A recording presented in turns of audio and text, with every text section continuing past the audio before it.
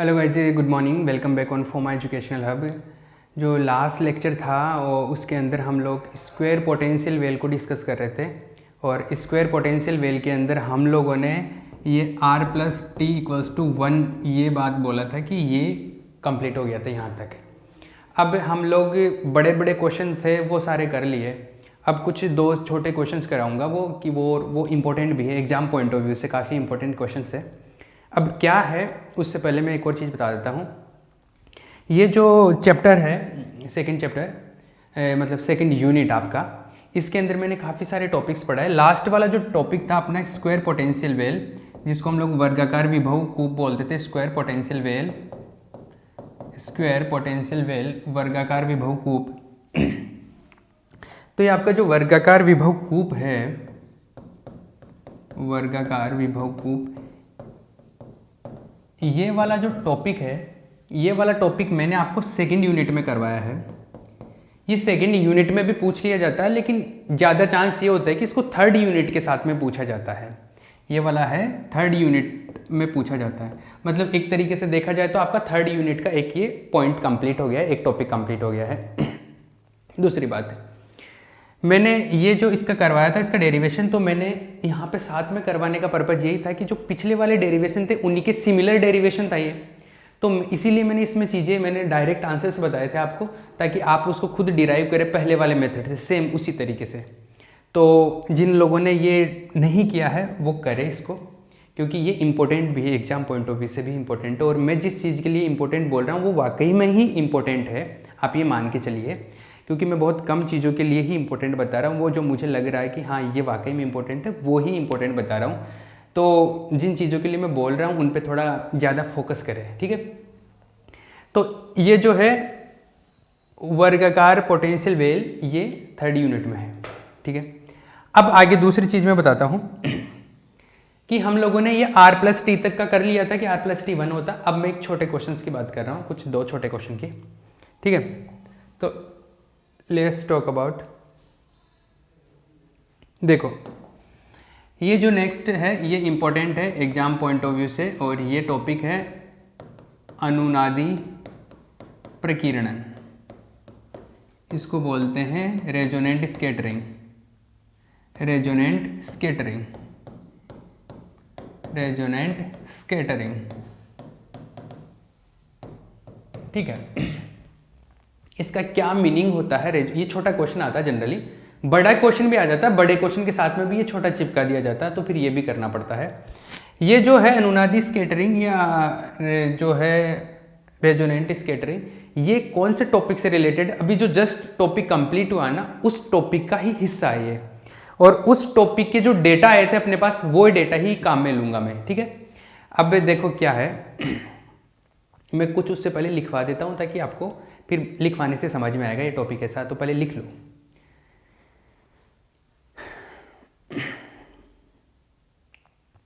तो लिखो वर्गाकार विभव कूप, वर्गाकार विभव कूप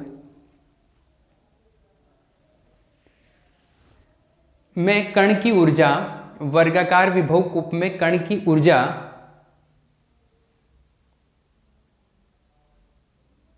वर्गाकार विभव कूप में कण की ऊर्जा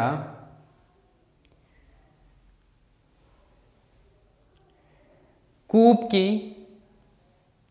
सॉरी वर्गाकार लूप में, वर्गाकार कूप में विभव, सॉरी वर्गाकार कूप में कण की ऊर्जा शून्य से अधिक ली जाती है, कण की ऊर्जा शून्य से अधिक ली जाती है, तथा इस स्थिति में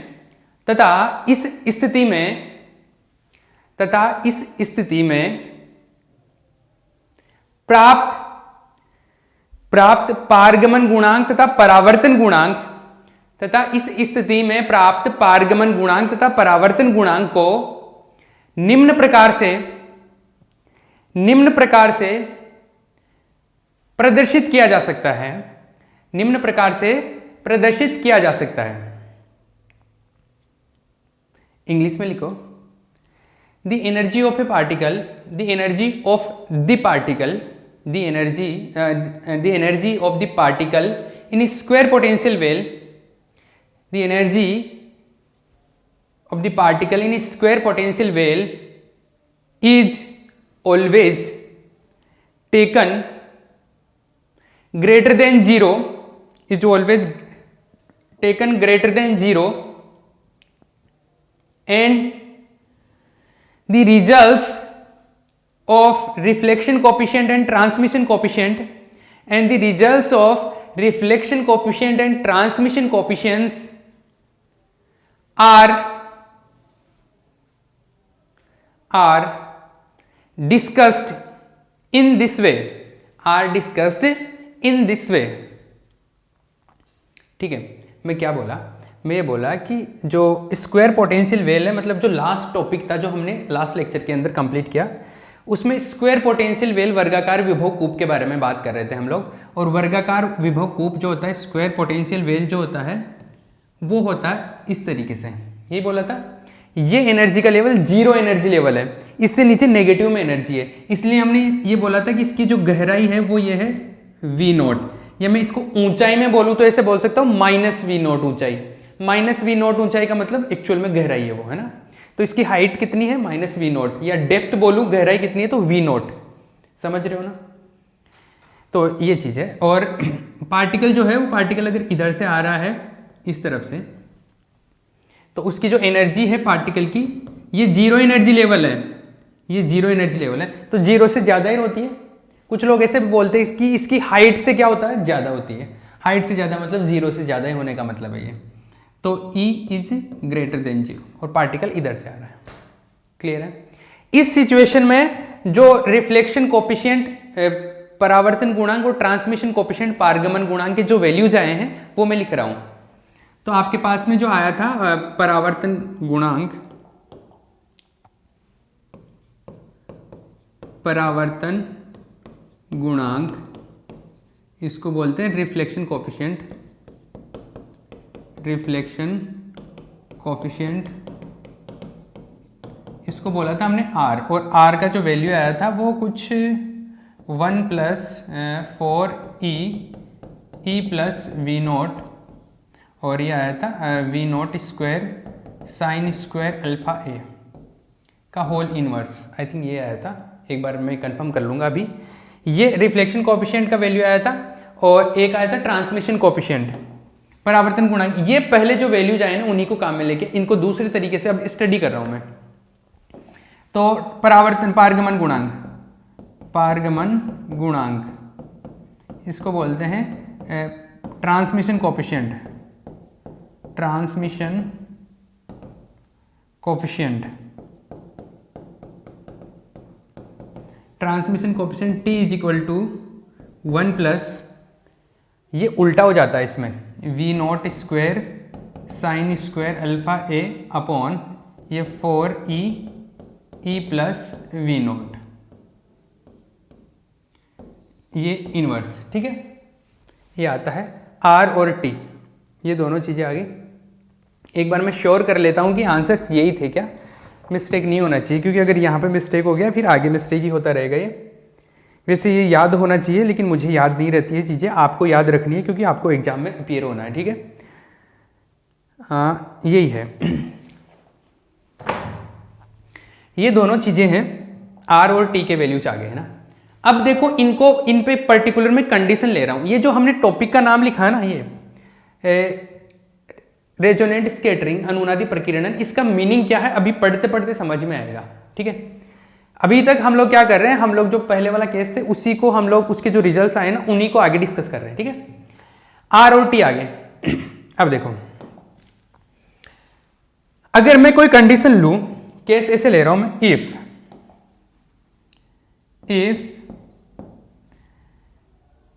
यहां पे देखो ये है साइन स्क्वायर अल्फा ए, इधर भी साइन स्क्वायर अल्फा ए, ये अल्फा ए एंगल का वैल्यू है, कोण का मान है अल्फा ए, तो कोण का जो वैल्यू है, एंगल का जो वैल्यू है, अगर मैं इसको ऐसे ले लूं, इफ अल्फा ए = मान लो π/2 हो, मतलब ये जो कोण है, एंगल है, वो π/2 हो, या 3π/2 हो, या फिर 5π/2 हो, या 7π/2 हो। मतलब कि मैं ऐसे बोलूँ तो ये अगर ऐसा हो 2n + 1 π/2, n का वैल्यू 0 1 2 3 इस तरीके से। मतलब अगर ये वैल्यू हो, जनरल वैल्यू ये बता सकता हूं कि अगर इस टाइप का हो इसका वैल्यू अल्फा ए का, तो पाई बाई 2 3 पाई बाई 2 ये आएगा। तो साइन का वैल्यू क्या आएगा, साइन अल्फा ए। तो साइन में अगर मैं 2n प्लस 1 पाई बाई 2 अगर पुट करता हूं, तो देखो ये जो वैल्यू आएगा पाई बाई 2 रखूंगा तो साइन 90 का मान कितना होता है, पॉजिटिव में 1। लेकिन 3 पाई बाई 2 रखूंगा 270, तो 270 का वैल्यू कितना होता है, -1। मतलब इसका वैल्यू या तो आएगा +1 या आएगा -1। एक बार +1 एक बार -1, +1 -1 इस तरीके से आएगा। मतलब या तो +1 या -1। बट अगर मैं इसके स्क्वायर की बात करूं, साइन स्क्वायर अल्फा ए, अगर इस वैल्यू के साथ में मैं अगर इसका स्क्वायर पुट कर देता हूं, तो इसका जो वैल्यू आएगा पॉजिटिव में आएगा ऑलवेज, क्योंकि स्क्वायर लगा दिया और यहाँ पे दोनों जगह स्क्वायर है। स्क्वायर है इसका मतलब इसका वैल्यू पॉजिटिव है। समझ में आई बात। तो यहाँ दोनों पे क्या है, पॉजिटिव वैल्यू चाहिए। दूसरी एक और चीज, साइन का जो मैक्सिमम वैल्यू होता है वो या तो पॉजिटिव में तो +1 होता है, नेगेटिव में -1 होता है। इसका मतलब जो मैं वैल्यू पुट कर रहा हूं वो मैक्सिमम वैल्यू ही पुट कर रहा हूं। तो इसका वैल्यू मैक्सिमम पुट कर रहा हूं, इसका भी वैल्यू मैक्सिमम है। इसका वैल्यू मैक्सिमम है तो यहां पर भी r या तो मैक्सिमम आएगा या r मिनिमम आएगा। अब वो r मिनिमम या मैक्सिमम क्या आता है अभी हम लोग डिस्कस करते हैं। पहले r और t के वैल्यू कैलकुलेट करते हैं। तो देखो, क्योंकि इसका वैल्यू 1, इस केस में अल्फा ए का वैल्यू ये पुट करते ही साइन स्क्वायर का वैल्यू कितना हो गया, 1। तो साइन स्क्वायर का वैल्यू 1 हो गया। तो r और t के वैल्यू रखो। जिसने ये यहां तक नहीं छापा है एक बार पॉज करके यहां तक कॉपी कर ले, ठीक है। अब मैं आगे कंटिन्यू करता हूं, इसको स्क्रॉल कर रहा हूं मैं। तो देखो, इस साइन स्क्वायर अल्फा ए का वैल्यू 1 पुट करता हूं तो t और r का वैल्यू क्या आता है। Now r is equals to, now the value of r is equal to 1 plus 4e plus V naught, और ये है V naught square. Sine square वाला तो 1 हो गया ना, चलो ठीक है भैया, ये आ गया। एक और बात, ये मैक्सिमम आया है कि मिनिमम, इसकी कहानी अभी थोड़ी देर बाद में बताऊंगा। पहले ये r का वैल्यू कैलकुलेट कर लिया, अभी t का भी बता देता हूं। t है क्या, 1 प्लस ये आएगा वी नॉट स्क्वायर, ऊपर V naught square sine square alpha है, तो साइन स्क्वायर तो क्या हो गया, ये तो साइन स्क्वायर तो 1 हो गया, बाकी का बच गया जैसा का है वैसा। तो ये बाकी बचा 4e प्लस वी नॉट और ये इनवर्स, होल का इनवर्स, ठीक है।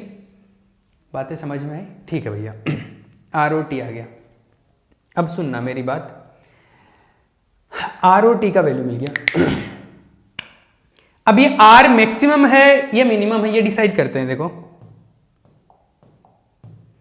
r एक्चुअल में क्या है, r ऐसा है, ये r पहले साइन का वैल्यू रखा, इनवर्स है ना, इनवर्स का मतलब है ये ऐसा है, 1 plus 4e plus V naught upon V naught square, ये साइन स्क्वायर अल्फा है, ऐसा था ना, ऐसा है।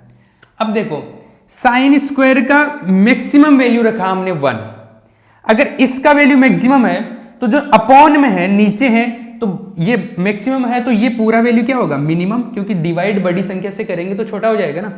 ये मैक्सिमम है तो ये पूरा क्या होगा, मिनिमम। और ये अगर पूरा मिनिमम है, ये कंप्लीट पोर्शन मिनिमम है, तो मतलब ये नीचे वाला इसके अपॉन में जो है ये पूरा मिनिमम है, और ये पूरा मिनिमम है, ये छोटा आया तो r क्या हो जाएगा, मैक्सिमम। इसका मतलब r यहाँ पर क्या है, r मैक्स कैलकुलेट किया हमने। रिपीट करूँ मैं, चलो रिपीट कर देता हूँ। ये नीचे है, ये वाला वैल्यू मैक्सिमम है, ये मैक्सिमम तो ये पूरा मिनिमम, ये पूरा मिनिमम मतलब ये वाला मिनिमम आ रहा है, और ये मिनिमम तो 1 अपॉन मिनिमम तो मैक्सिमम हो जाएगा, क्योंकि नीचे छोटी संख्या आती है तो उल्टा बड़ा हो जाता है ये, है ना। तो ये r मैक्सिमम हो गया। इसी तरीके से t के लिए कैलकुलेट करेंगे तो t क्या आ जाएगा, t मिनिमम आ जाएगा, और ये क्या हो गया, मैक्सिमम हो गया। कहानी समझ आई? इसको नहीं समझ आया अब भी इसको 10-15 सेकंड बेक करके आप इसको समझ ले, ठीक है। r और t का वैल्यू समझ में आया। एक कंडीशन हमने स्टडी कर ली, alpha a equals to this one 2n plus 1 pi by 2, correct. अब मैं दूसरी कंडीशन की बात कर रहा हूं। दूसरी कंडीशन ये जिसने यहां तक नहीं छापा है पॉज करके छाप लेना। नेक्स्ट कंडीशन की बात कर रहा हूं मैं। if what, if alpha A is equal to 0, या तो 0 हो या पाई और 2 पाई और 3 पाई, और मतलब इस सीरीज में अगर चलता जाए 5 पाई भी ले सकता हूँ मैं, आ गया फिर 5 पाई क्या 4 पाई भी आ जाएगा इसमें तो सभी। तो आपने अगर पता हो 4 पाई, ये इस तरीके से n पाई आ जाएगा, और n का वैल्यू तो 0 से स्टार्ट होता है, तो 0 पाई 2 पाई 3 पाई इन सब के वैल्यू अगर साइन में रखते हैं तो साइन 0 साइन पाई साइन 2 पाई इनके वैल्यू क्या होते हैं 0 होता है। इट मीन्स साइन अल्फा ए और अल्फा ए का वैल्यू अगर मैं साइन n पाई पुट करता हूँ तो ये क्या आएगा 0। साइन n पाई का 0 हो गया तो साइन स्क्वायर अल्फा ए वो भी क्या ही है अपना 0 ही है, ठीक है। और अगर ये 0 है तो वहां पर भी पुट करेंगे, वो वहां पे पुट करेंगे तो देखो r और t का वैल्यू क्या आएगा, सी है ये रहा, इसका वैल्यू मैं 0 पुट कर रहा हूँ, इसका 0 पुट किया तो ये 1/0, 1/0 कितना होता है इन्फिनिटी, और ये इन्फानाइट हो गया। इन्फानाइट में एक ऐड करेंगे तो इन्फानाइट, और इन्फानाइट को इन्वर्स करूँ, इन्फानाइट को इन्वर्स करने का मतलब है 1/इन्फानाइट, 1/इन्फानाइट क्या होता है 0, तो r का वैल्यू क्या आ गया 0। रिपीट करूँ मैं, देखो साइन स्क्वायर का वैल्यू 0 रखा, ये 0 तो 1/0, 1/0 क्या होता है अनंत, ये अनंत हो गया, अनंत में एक जोड़ेंगे तो अनंत, और अनंत का इन्वर्स करूँ मतलब 1/अनंत 1/अनंत, 1/इन्फिनिटी क्या होता है 0, तो ये क्या हो गया 0 आ गया, शायद चमक गया होगा आपको है ना। तो मैं r का वैल्यू कैलकुलेट करके बता दूँ क्या आपको, ये आया 1 plus 4e plus v0 upon v0 square into 0 -1, तो ये आ गया 1 प्लस 1/0 अनंत हो गया, और ये क्या आ गया, ये आ गया इन्फानाइट का इन्वर्स, और इन्फानाइट इन्वर्स मतलब 1/इन्फानाइट, और 1/इन्फानाइट क्या आता है 0। क्लियर है, r का वैल्यू 0 मिल गया मुझे, r का वैल्यू 0 मिल गया। t का वैल्यू और देखते हैं। अब देखो वैसे t का वैल्यू कितना आना चाहिए, अगर आप सोचे तो डायरेक्ट अगर बताना चाहिए विदाउट कैलकुलेशन, t का वैल्यू 1 आना चाहिए। Why, because r plus T is equals to 1 always, ये 1 ही होता है ना, तो r का 0 हो गया तो t का 1 ही होना चाहिए, वैसे तो दिख रहा है, लेकिन मैं बता देता हूँ, कैलकुलेट करें तो t का जो वैल्यू है वो है 1 प्लस v0 स्क्वायर, और साइन का वैल्यू तो 0 हो गया अपॉन 4e प्लस v0, वो फॉर्मूले में वैल्यू रख रहा हूँ मैं और कुछ नहीं कर रहा, -1, ये क्या हो गया 1 प्लस 0, 1 प्लस 0 क्या होता है ये 1 का इन्वर्स, 1 हुआ अंदर, 1 का इन्वर्स मतलब 1/1, और 1/1 कितना होता है 1, तो t का वैल्यू ये आ गया, r आ गया 0 और t आ गया 1। अब r आ गया 0 और t हो गया 1, मैं टॉपिक क्या पढ़ रहा हूँ अनुनादी प्रकीर्णन, रेजोनेंट स्कैटरिंग। अब वो कहाँ पे काम में आया, अभी तो मैं तो कैलकुलेशन कर रहा हूँ, वो जो मैं कहानी बता रहा हूँ वो कहाँ पे काम में आ रही है, वो कहानी काम कहाँ आ रही है उसकी कहानी बताता हूँ मैं अब तक। जिसने यहाँ तक कॉपी नहीं किया है एक बार तो यहाँ पे पॉज करके यहाँ पे कॉपी कर ले, और फिर जिसने इसके आगे नहीं किया यहाँ पे पॉज करके कर ले, ठीक है। मैं एक बार टाइम देख लेता हूँ फिर उसके आगे की मैं कहानी बताता हूँ। We have proper time. तो देखो अभी ये जो आया है r और t, ये सारी कंडीशंस स्टडी की गई, और ये वाला जो प्लॉट था अपना, ये इनके बेसिस पे कर्व बनाया गया। वो कर्व क्या कहानी बोलता है, देखो कर्व की डिटेलिंग में नहीं जाएंगे क्योंकि इतना डिस्कशन नहीं है लॉन्ग। अगर आप जेएम के स्टूडेंट होते तो मैं डिटेल में बताता, आपके सिलेबस का पार्ट नहीं है इतना, इसलिए हम लोग डिस्कस नहीं करेंगे इसको इतना, लेकिन फिर भी मतलब सिलेबस का पार्ट ये तो है लेकिन इसका डिटेल डिस्कशन नहीं है, ठीक है ना। ऐसा नहीं है कि अनुनादी प्रकीर्णन नहीं है, अनुनादी प्रकीर्णन जो है एग्जाम पॉइंट ऑफ व्यू से खासा इंपॉर्टेंट है। ये लाइन तिरछी दिख रही है क्या, कोई बात नहीं, तिरछी हो गई तो तिरछी है। अब देखो एक कर्व बनाया गया, वो कर्व किसके किसके बीच में, एक तो ट्रांसमिशन कोफिशिएंट पारगमन गुणांक, ठीक है, एक इधर लिया गया E/V0, इन दोनों के बीच में एक ग्राफ बनाया गया, एक कर्व बनाया गया, और डिफरेंट वैल्यूज पुट करके कर्व मिला, और वो कर्व इस तरीके से मिला। वो कर्व कैसा मिला, वो कर्व मिला मुझको ऐसा, वो कर्व मिला ऐसा,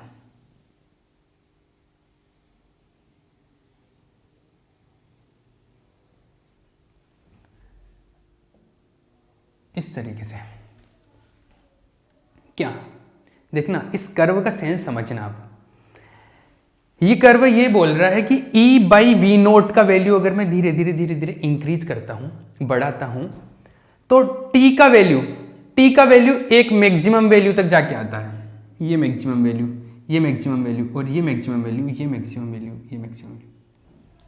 और धीरे धीरे अगर मैं इसका वैल्यू बढ़ने का मतलब समझ रहे हो, E बाई वी नोट का वैल्यू इधर बढ़ रहा है ना, इसका वैल्यू बढ़ने का मतलब है कि E का वैल्यू बढ़ रहा है। वी नोट फिक्स कर दो, E का वैल्यू बढ़ रहा है, मतलब ऊपर वाले का वैल्यू बढ़ेगा तभी तो बढ़ेगा।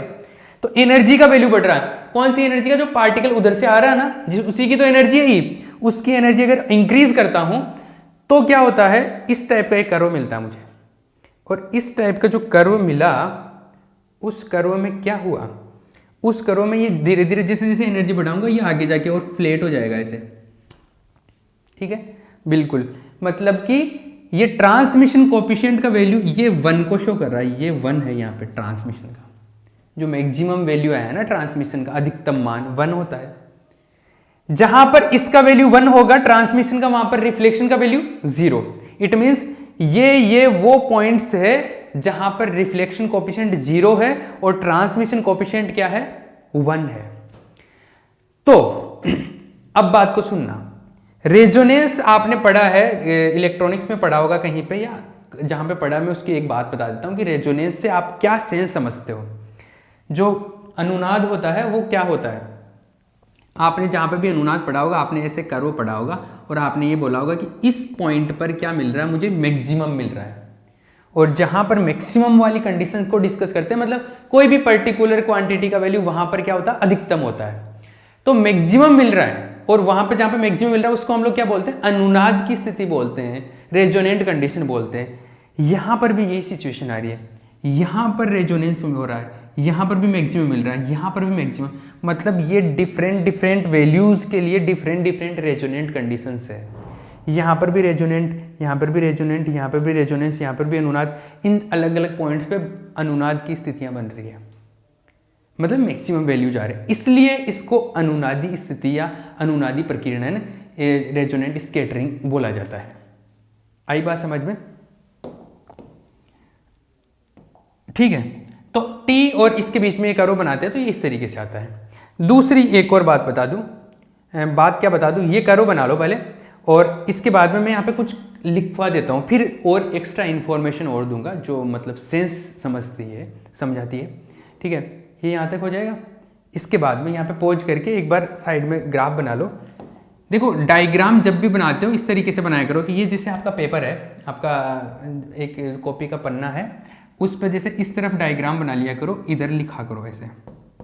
मतलब पहले तो इनिशियली तो ऐसे लिखोगे ही ना, कुछ आया टॉपिक स्टार्ट हुआ यहाँ से और यहाँ पे कुछ लिखा आपने, फिर जैसे डायग्राम आ रहा है वो डायग्राम इधर साइड में बना लिया करो ऐसे ऐसे। ऐसा नहीं कि बीच में डायग्राम बना लिया आपने और फिर आराम से आप सोचते हो जगह भर गए फिर मैं नीचे लिखूंगा, उस चीज़ का कोई सेंस नहीं बनता। केवल पन्ने बनने से मार्क्स नहीं होता, कंटेंट लिखना पड़ता है अपने को। ठीक है, वो तो आप इधर साइड में डायग्राम बना के इधर लिखा करो। तो अब आपको यहाँ पे लिखना है, क्या लिखना है, आपने ये तो छाप लिया होगा, नहीं छापा पॉज करके छाप लो। अब आपको लिखना है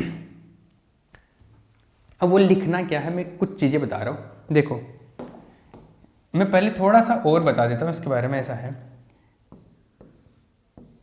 ये आपका पोटेंशियल वेव ऐसा है ना, वर्गाकार विभव को इधर से पार्टिकल आ रहा है, पार्टिकल मतलब उसके साथ में तरंग आ रही है, एसोसिएटेड वेव ही तो है। डी ब्रोगली ने बोला था कोई कण आता तो उसके साथ में एक संलग्न तरंग होती है, तो ये पार्टिकल आ रहा तो इसके साथ में एक एसोसिएटेड वेव है। अब देखो क्या होता है, वेव का नेचर इस तरीके से होता है कि कोई भी बाउंड्री अगर आती है तो वहां से वो रिफ्लेक्ट भी होता है और आगे भी जाता है। तो देखो यहाँ ये बाउंड्री आ गई, बाउंड्री का मतलब मैंने बताया था ना, ये x इक्वल्स टू 0, ये x इक्वल्स टू a।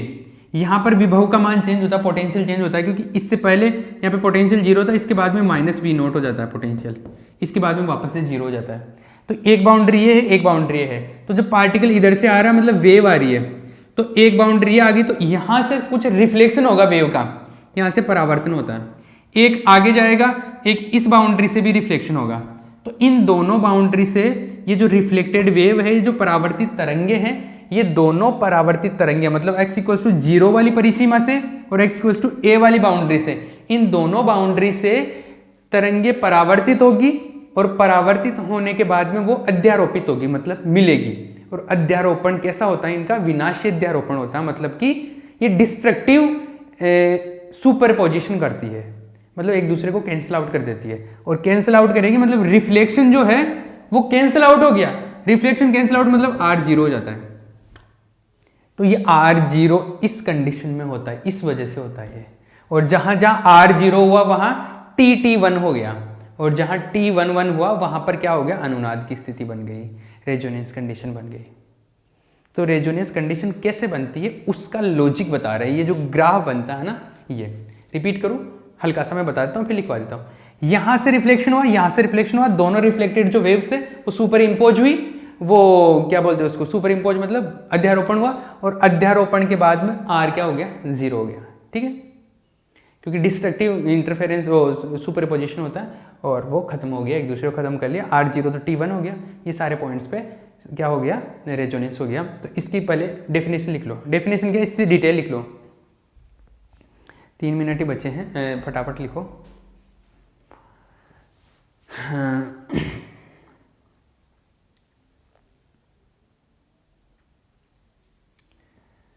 वर्गाकार विभव कूप में आपतित वर्गाकार विभव कूप में आपतित कण से संलग्न तरंग फलन से संलग्न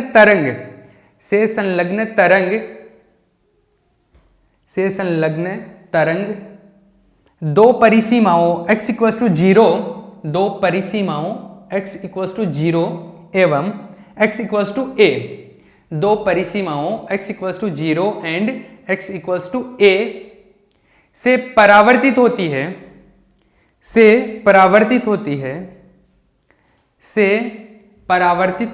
है, ये परावर्तित तरंगे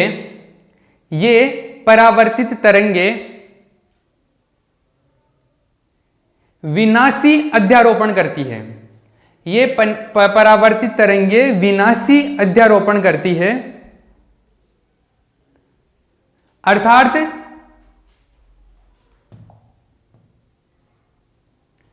एक दूसरे का आयाम शून्य कर देती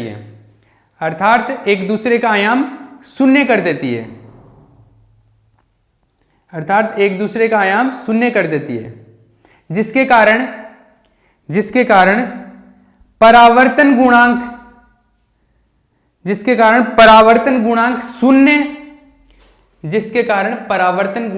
शून्य तथा पारगमन गुणांक 1 हो जाता है, 1। इन सभी